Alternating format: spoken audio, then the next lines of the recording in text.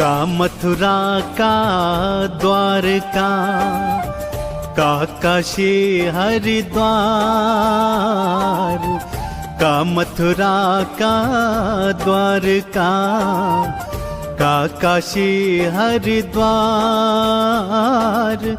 रैदास खोजा दिल आपना, तो मिला दिलदार रैदासा, तो मिला दिलदार। संत रविदास जी यह संदेश देते हैं, इधर उधर व्यर्थ में तीर्थ भ्रमण न करते हुए सच्चे हृदय से नाम का जाप करें।